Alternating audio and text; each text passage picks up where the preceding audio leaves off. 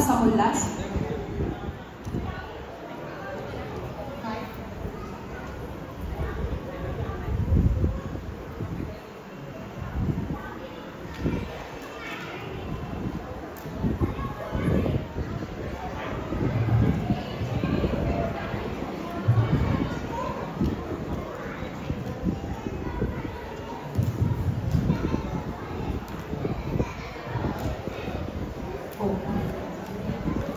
मैं सत्यार्थ प्रकाश का प्रथम समोल्लास हूँ। मुझ में ईश्वर की 100 नामों की व्याख्या की गई है, जिसमें से सबसे मुख्य और एक नाम ओम है। एकम सद विप्र बहुधा वदन्ति, बाकी सब उसके गुणवाचक नाम है।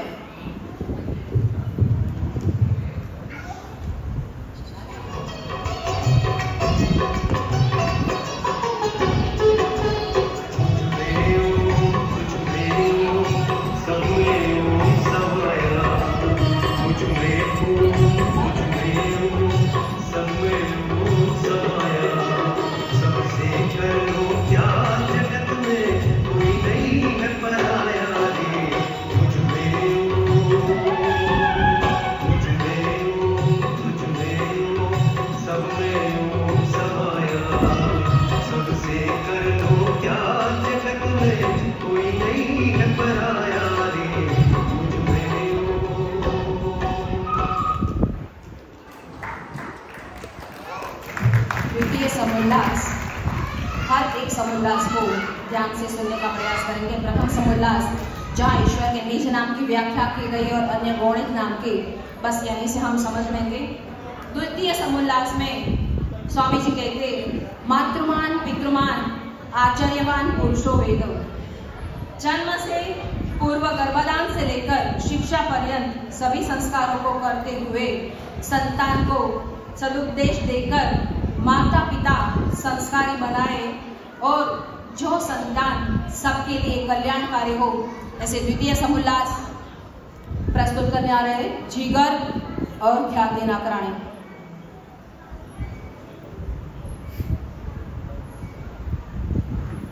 अरे ओ जिगर, सुनते हो? कहो ख्याति। आपको कुछ भी हो जाए, कल मेरे साथ चलना ही पड़ेगा। अब फिर से कहाँ जाना है? अरे मेरी सहेली है ना सीमा, जिसकी शादी में हम गए थे, आप जानते हो ना, उसका कल कॉल था। वो हमारे घर के माहौल से बेहद प्रभावित हुई है। हमारा नित्य यज्ञ करना, सत्संग करना, स्वाध्याय करना, विद्वानों का आना जाना, ये सब उसे बहुत पसंद है। और इतना ही नहीं, हमारे ओम के भी अब तक हमने सारे संस्कार किए हैं, वो भी तो उसे पता है। तो बस वो भी हमारी तरह एक श्रेष्ठ और संस्कारी संतान की प्राप्ति के लिए प्रयत्नशील है। तो बस उसी के मार्गदर्शन के लिए हमें जाना है।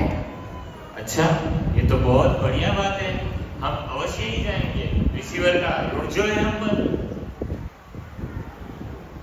तृतीय समोल्लास जहाँ स्वामी जी ब्रह्मचर्य एवं पठन पाठन विधि पर जोर देते हुए मनुस्मृति का श्लोक उद्धृत करते कहते हैं, अद्भिद गात्राणि शुद्ध्यते मनः सत्येन शुद्ध्यते विद्या तपोभ्याम भूतात्मा बुद्धि ज्ञानेन शुद्ध्यते।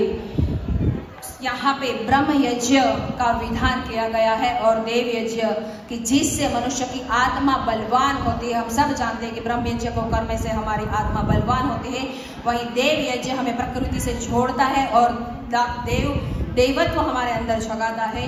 तृतीय समोल्लास को लेकर आ रहे हैं गुरुकुल के कुछ बच्चे और गुरु के रूप में आशीष भाई लिंबाड़ी।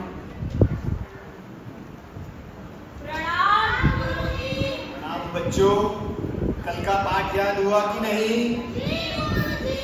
तो चलो तीनों मिलकर साथ सुनाओ।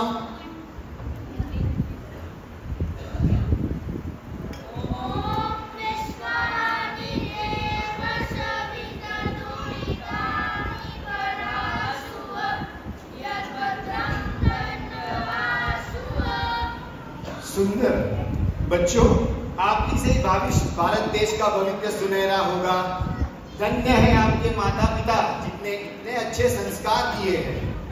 चतुर्थ समोल्लास स्वामी जी यहाँ पे कहते हैं कि विद्या अध्ययन के बाद नियम पूर्वक गृहस्थाश्रम में प्रवेश एवं व्यवहार पर प्रकाश डालते हुए कहते हैं कि गृहस्थाश्रम को चारों आश्रमों में सर्वश्रेष्ठ कहा गया है, क्योंकि बाकी के संन्यास आश्रम, ब्रह्मचर्य आश्रम एवं वानप्रस्थ का पालन पोषण करने वाला यह आश्रम है और गृहस्थाश्रम की जिम्मेदारी इसीलिए बढ़ जाती है। आइए देखते हैं। प्रणाम गुरुजी। बच्चे ठीक से पढ़ाई कर तो रहे हैं ना? जी हाँ, बहुत ही प्यारे बच्चे हैं, जल्दी आगे बढ़ेंगे। ये भेंट स्वीकार कीजिए। कोई सेवा हो तो हमें जरूर बताएं। जरूर। प्रणाम।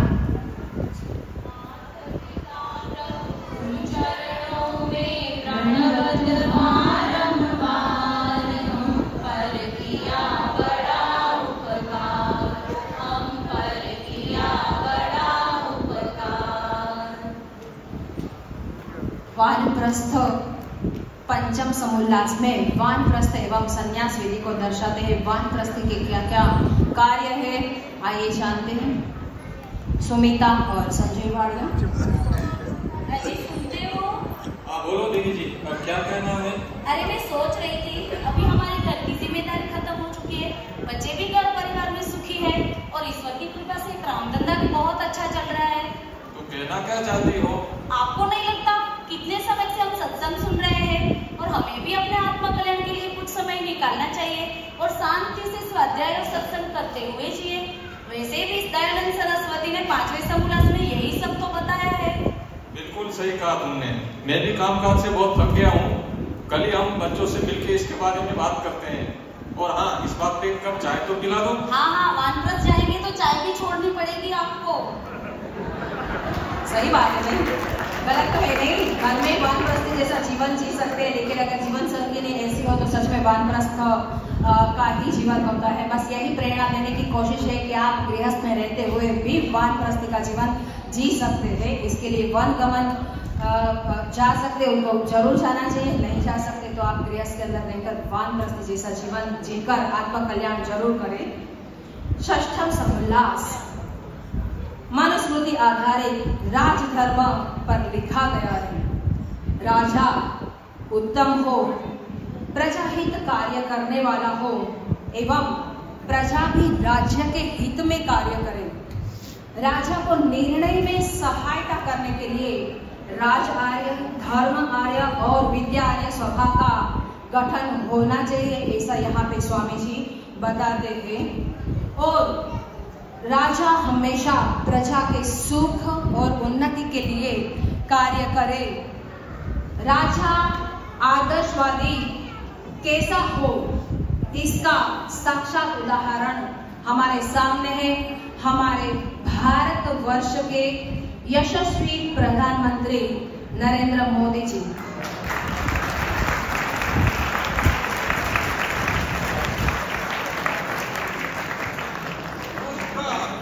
मेरे प्यारे भाइयों और बहनों, आप सभी को महर्षि देव दयानंद की 200वीं जन्म जयंती की ढेर सारी शुभकामनाएं।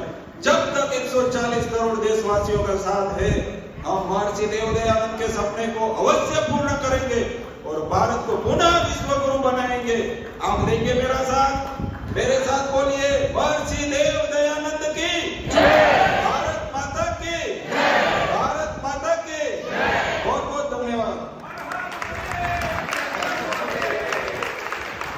आपकी बारी भगवत आदि सप्तम समोल्लास वेद और ईश्वर विषय लेकर आ रही है प्रवीणा।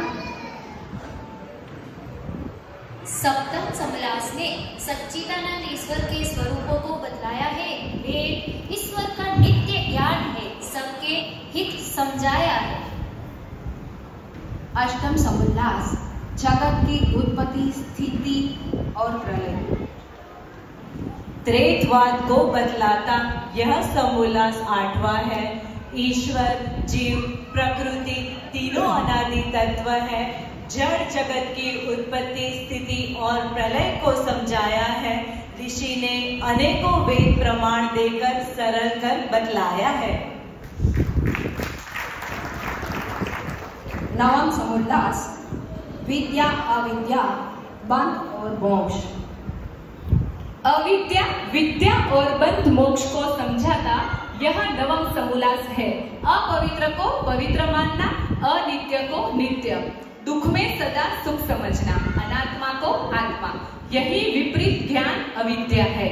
मिथ्या ज्ञान ही बनता कारण मनुष्य के बंधनों का है। प्राप्त करे यदि सत्य ज्ञान, हम वेदों का बंधनों से छुटकर पाए अनंत आनंद मोक्ष का। दशम समोल्लास आचार अनाचार भक्षा भक्ष। सुख यदि पाना हो जग में, सही रखो व्यवहार सभी से। जिसने जैसा अन्न खाया, बनेगा वैसा ही हो मन से। सम्मान चाहूं और मिले, उत्तम कार्य जो किए। वेद दर्शनों का सार यही है, जो यदि जीवन भर जिए। एकादश समोल्लास आर्यवर्त के मत मतांतरों का खंडन। द्वादश समोल्लास चारवाक जैन बौद्ध मत विषय। 13वां समोल्लास ईसाई मत, चतुर्दश इस्लाम मत। इनको चर्चा के रूप में आप चारों समोल्लास की समीक्षा को सुन सकते हैं। धर्मिष्ठा और अमित। क्या आप जानते हैं, महाभारत पूर्व आर्यवर्त नाम से जाने जाने वाले भारत देश में महाभारत के भीषण युद्ध के बाद हुई हानि के कारण कई मतपतांतरों और संप्रदाय बढ़ गए। वेद विरुद्ध मतपंथ के बाबा, गुरु, संत का अवतार होने लगा। सत्य शिक्षा से दूर होते गए। सभी अवैदिक मान्यताओं का खंडन कर वेद ज्ञान स्थापित करने का प्रयास स्वामी जी ने एकादश समोल्लास में बताया है। और अमी द्वादश समोल्लास में चारवाक, बौद्ध, जैन जैसे नास्तिकवाद एवं अनीश्वरवाद का खंडन कर ऋषि ने वेद के आस्तिकवाद का मंडन अनेकों प्रमाण देकर बताया है। इतना ही नहीं, विदेशों में फैले ईसाई मत ने भारत में हिंदू देवी देवता विरोधी गतिविधियां शुरू कर दी। अनपढ़ ग्रामीण लोगों को ईसाई बनने पर जोर देने लगे।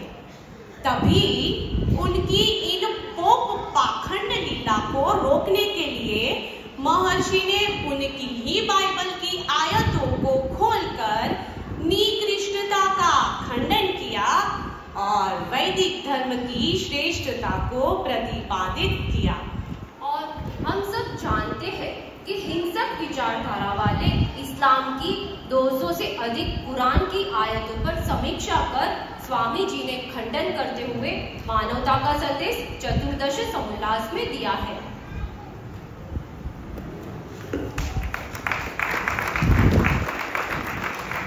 स्वामी दयानंद सरस्वती के मुखारविंद से सत्यार्थ प्रकाश रचने का मुख्य प्रयोजन वेदांत। हे आर्यों, सत्यार्थ प्रकाश रचने का मेरा मुख्य प्रयोजन जो सत्य है उसे प्रकाशित कर और जो असत्य एवं गलत बातें हैं उन्हें मिथ्या प्रतिपादित कर खंडन करना ही है। किसी अन्य मत को चलाने का मेरा अभिप्राय लेश मात्र भी नहीं है, क्योंकि वेदादि सत्य शास्त्रों के ज्ञान से ही मनुष्य जाति की उन्नति संभव है। समाज में फैला हुआ इस पोप पाखंड में फंसकर अपना जीवन व्यर्थ ना करे। सर्वदा सत्य ज्ञान से यह समाज और इस राष्ट्र का कल्याण होता रहे।